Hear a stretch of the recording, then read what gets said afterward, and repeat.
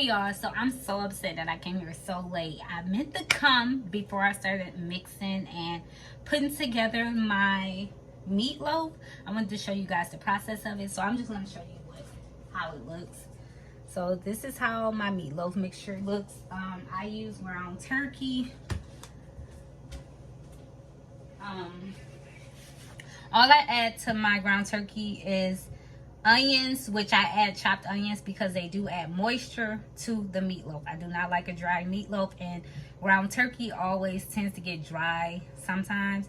So I like to add minced garlic and cut up diced onions, which adds moisture to your meatloaf. You do not taste the onion taste, but it does give it a great taste to me. Y'all, I'm a little out of breath because I've been running like, oh my God, let me film first. I don't want to forget. Even though I'm kind of late, but I still want to show you guys like the process of me cooking it. My meatloaf, I'm going to use this Copper Chef pan I have and some water in there. So I'm going to take this paper towel I have and wipe it out. But before we form our meatloaf, I want to tell you guys the seasonings I use for my ground turkey. So what I use is, this is my go-to seasonings, you guys. If you do not have this seasoning, you are missing out. Like, this is so good in so many things. To make a broth, of course, but to also, let me see, make sure you guys can see it, but to also put in your meatloaf, hamburgers, to season your chicken with. Oh my God, so good. Like, it's good in so many things, more than just like a soup or a broth. I also use some pepper, a little bit of lemon pepper, just a little, and I also used a lot of salted seasonings also, which I use this Cajun seasoning. This is my favorite seasoning, and I'm so happy that they came out with y'all, please forgive me for my nails. It just started peeling because I washed dishes. So anyway, past that. No salt added Cajun seasoning by Tony Cheshire. Y'all, I'm butchering that name. I don't know it. If you know it, let me know. Then I also used some Mrs. Dash lemon pepper, which you don't have to use that. I just add a little bit of that, and I use Mrs. Dash onion and herbs and a garlic powder, which I always have to have this. And I use one more seasoning, which is non-salted also, which is the onion powder, and that's it. I did add just a tad bit of my pink Himalayan salt. This is my favorite salt. I do not use other salts. This is the only salt I use.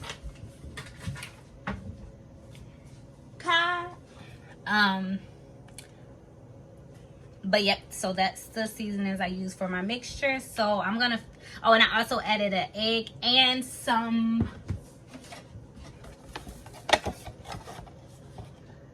whole wheat breadcrumbs. This is the only breadcrumbs I use. You could use any breadcrumbs you like, or you use the seasoned ones or whatever, but these are the ones I like. So they're non-seasoned also. So what I'm gonna do is, let me move that out of the way. I'm going to continue to mix this. I try not to use my hands as much, but you may have to get in there with your hand. Do not over mix your meat, especially ground turkey, because it tends to taste a certain way, which I don't like. But yeah, just make sure you mix in the egg real good. And everything is already combined. So next, let me make sure that egg is real mixed. I don't want to overmix. Okay, so that should be cool. So to our pan, I'm just gonna add some olive oil, extra virgin. I do not like my meat to stick, so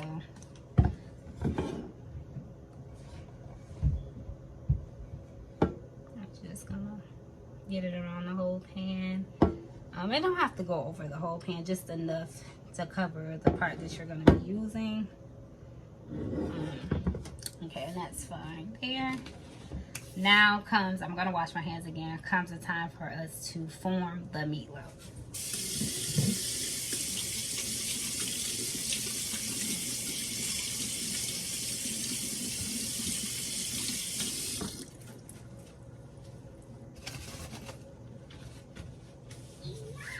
Okay, so to form my meatloaf, I do not do the traditional rounded look. I like mine a little bit more on the square side. So what I do is I am going to be using my hands, and they are clean. Okay, just making sure all the meat is off the spoon. And then we're just going to add our mixture. For one, let me just use my hands a little more to make sure it's mixed. I don't want to over mix it, but I just want to make sure that egg is in there. Okay, so what we're gonna do is take the mixture. Look, that looks so horrible, but you gotta, it's gonna taste amazing. Okay, just take all the mixture. Okay, then we're gonna form it. I like mine a little bit more flat, not too flat, but I like it to be able to cook a little faster, and then I just form it into like a square. Not the traditional look, I'm more of the square one. And I need to make sure it's on. Okay, and then it just comes together. It don't have to be perfect, but I'm just trying to make sure it, you know, all the little holes and gaps are filled with meat. Okay, and then I'm gonna elongate it.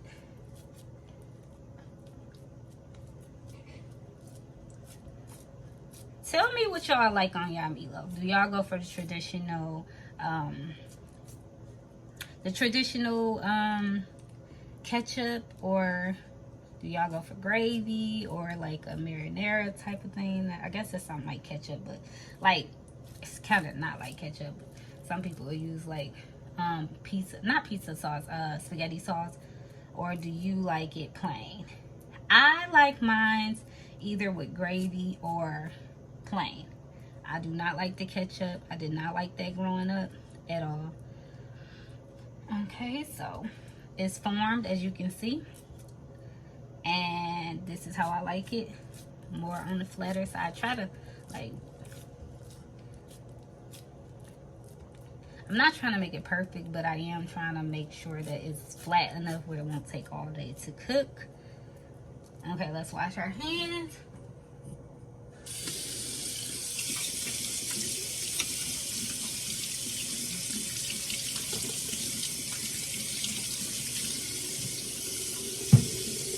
So all I'm gonna do, I hope y'all can hear me over the water. So all I'm gonna do is I do want to put a little bit more seasoning to just the top of my meatloaf. Not too much. You don't have to do this process. It's just how I make mine. And I'm not gonna put any salt or anything like that. Just the unseasoned seasoning. And then what I'm gonna do also is add the top to this. If I can find the top. Oh, it's right on my face. Let's it off.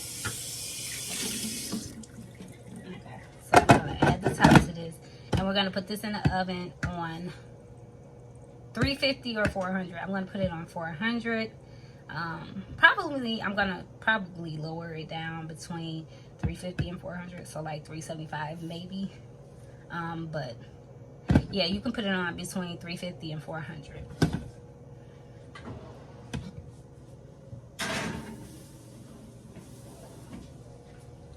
Okay, so I'm gonna clean up my mess and get all this situated, and I'll be back to show you guys the process of my sides. I also wanted to come back and just show you the process. Not really the process of me cleaning, but just show you what I do when I'm using raw meat. I like to take a cloth with antibacterial soap and bleach and wipe my seasonings. That's just what my mom taught me, and this is just what I do.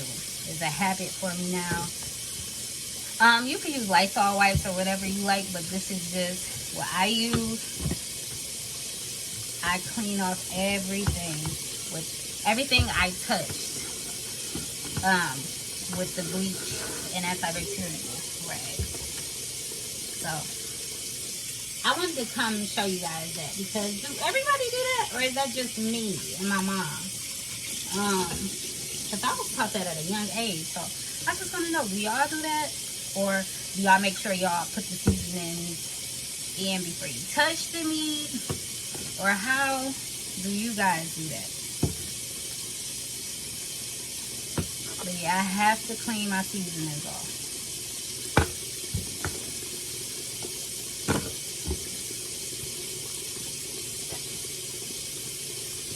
Have to. That's just a habit for me. And I also need to get some paper towel and wipe it off, but I gotta go get it out the closet. So I'll be back. I just wanted to come back and show you guys that. So let me know, is that what you guys do? I need to wipe the table off. So we'll be right back. Okay, y'all, so I'm back. So what I'm making for my size, I am kind of on a little bit of a healthier diet. But I'm gonna be making some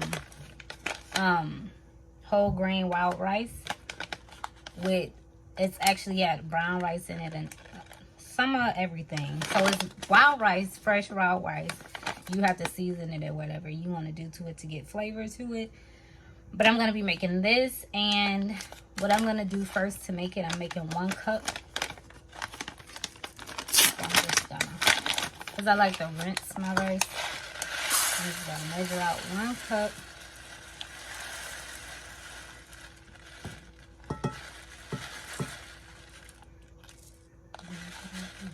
Okay, so 1 cup. We're gonna put it into this, and we're going to rinse it. So I have this bowl here just to catch the extra water, but we're gonna rinse it with lukewarm water. I like to rinse my rice just to, although, you know, some people say don't rinse your rice, to wash out the nutrients, but I don't rinse it that much to wash off all the nutrients, but I do want some of that off of my rice. Okay, so that's that. So rinsed it. So we're gonna put it in our bowl. Let me make sure. I am reading the directions. I want to make sure, because I've only made this one time before. Okay, yes. So we're gonna add broth and water to this to cook. I am actually using bone broth. If you don't know about bone broth, it actually helps with your digestive system. It's actually pretty good for that, and I do have a little bit of digestive issues, so I try to get as much bone broth in my body as possible. It's very good for your body. I keep saying but yeah, I'm gonna add this and some water to mine. You could just use all water, or you could use chicken broth or whatever type of broth you want. It doesn't matter, but I'm gonna be using half this, half water. So it calls for 1 3/4 cup of water. So I'm going to use 1 cup of this and 3/4 of water. Okay, so you can put this to the side. And you can also heat these up in the microwave without this.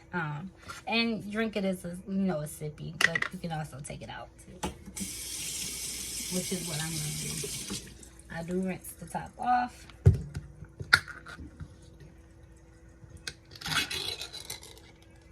So what I didn't do, what I meant to do, was shake it up. So stir it up, because some of the nutrients is on the bottom of.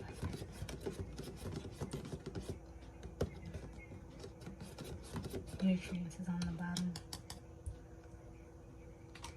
So, I'm making a whole mess, y'all. So we're gonna take 1 cup of that, pour it into the rice. Then we're gonna take 3/4. I need to wipe this up. 3/4 cup of water. So that's just gonna be 3 of this 1/4. 1.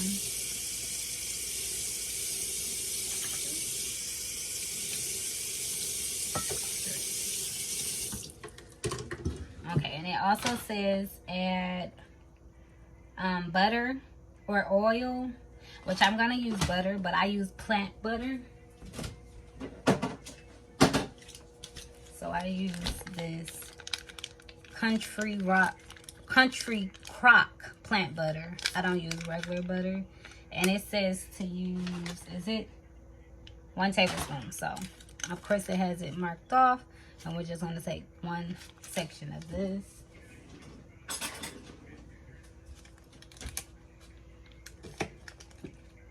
Which is about that much. And we're just going to insert that in there, and then we're going to put it on the stove. So that's just how I make my wild rice. But I'm also going to season it. Matter of fact, let me season it now. Just a little bit now, and then I'm going to season it again once it's done. But we're going to add to that some vegetable bouillon seasoning. Just a little bit. Not too much. Normally have a measuring little thing in here, but it's okay. So just a little, just so it can suck in the seasoning as it cooks. So that's just that, and we're gonna put this on the stove for about 40 minutes. You gotta bring it to a boil first, I believe.